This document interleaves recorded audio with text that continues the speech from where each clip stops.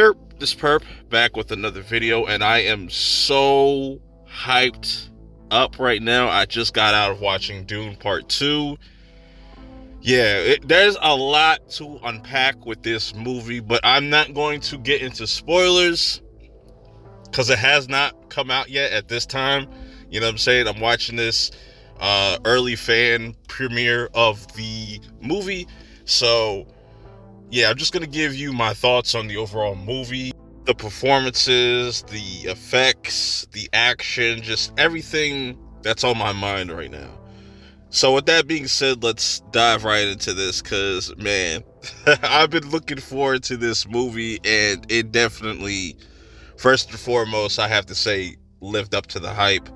This needs to be seen on a big-ass IMAX screen to kind of get the full experience, because this movie is definitely an experience. It's a spectacle.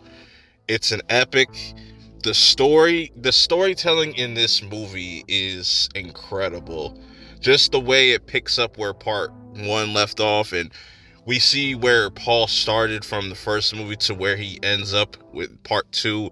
It's just incredible. So I like how this movie starts off. We get Florence Pugh's character. She plays the Emperor's daughter. She's pretty much like recapping things and narrating at the beginning, and we get to see a lot more of the world of Dune, where the first part felt really kind of self-contained, just kind of teasing certain things, but it really expands from just not Arrakis to, seeing scenes with the actual Emperor, his daughter, the Bene Gesserits. That's the most interesting part to me about Dune, is the Bene Gesserits and just how they operate and what their influence is, like, across the galaxies and stuff like that. That shit is fucking dope.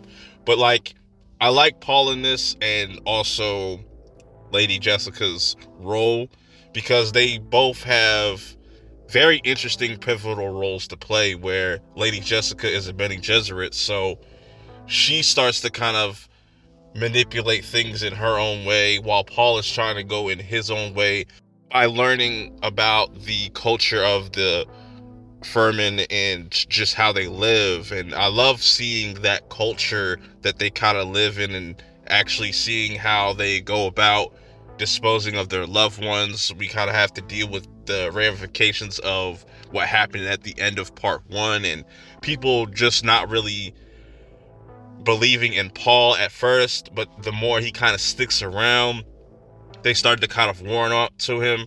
And this is where we kind of see more of Zendaya's character, Chani. I think that's how you pronounce her name. She is also a part of the Fremen. She plays a really interesting character as well for Paul as a love interest, but I feel like they did a little bit more with Zendaya's character in this, more than she's ever probably done in any other role. So I kind of give her credit for that. I feel like this is the first time I really liked Zendaya in a role, and it just kind of fit the role that she was kind of playing, where she obviously loves Paul, but honestly wants him to kind of scale back on the whole Messiah thing and the chosen one. Where on the flip side, you have Stilgar, where she kind of leads the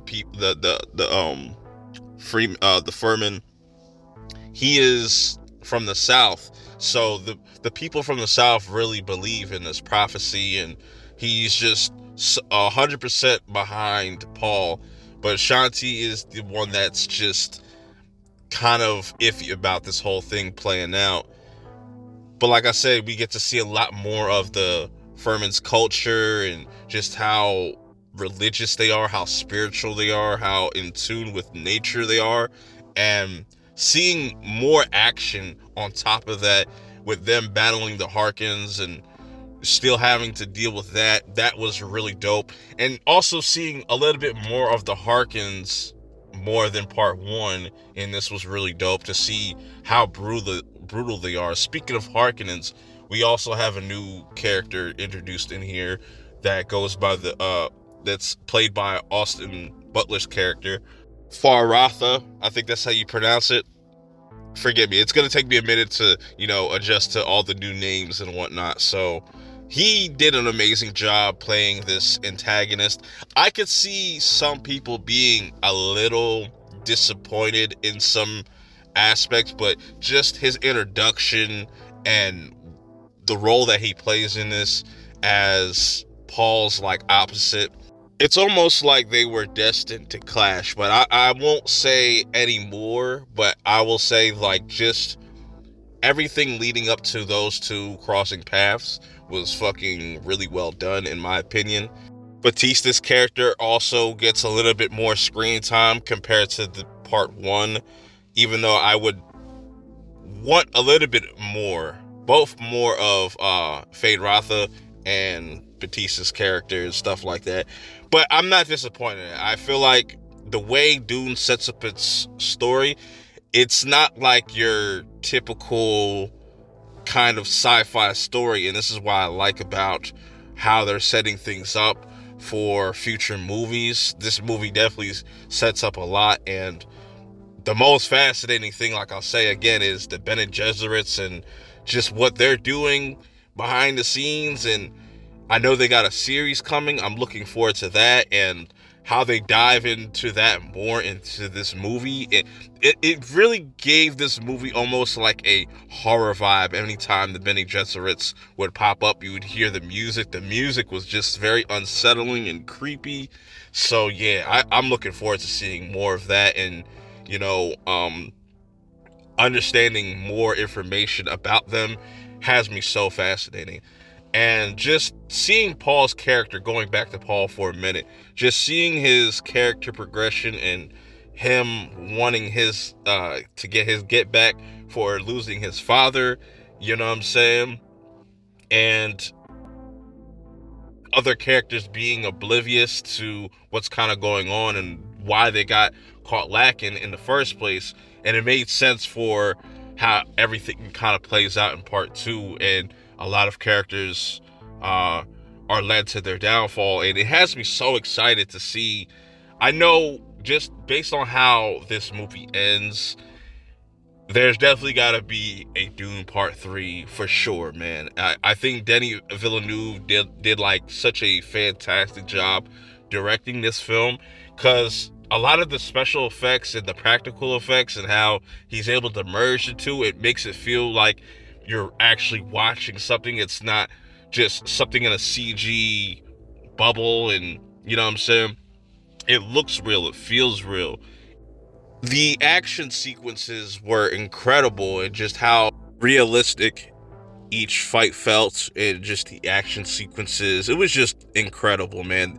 Overall, Dune is an experience. You should definitely go check this out in theaters. I'm definitely going to go watch this like 2 or 3 more times, because it's definitely a lot of lore dump in this part in particular. It's going to be a lot of information to kind of digest. This movie is almost 3 hours long. If you combine the two, it's over like 5 hours. So yeah, there's a lot to still process with this movie. Why I have to watch it multiple times to really see how I feel about it. Right now, this is definitely the movie to beat for the year. I think from its direction, from the writing, storytelling, characters, it just checks all the boxes that you would want out of a blockbuster film. Just a great film overall, and we'll have to wait and see to hear more about what they're going to do about a Dune 3, or just how they're going to expand this world. But I'm all in. I believe that this will be the best sci-fi content that we'll get for the foreseeable future, until somebody else comes out swinging. I don't know, but Doom right now got it. Let me know how you guys feel about it if you get around to checking out the movie. Until next time, I'll see y'all in the next one.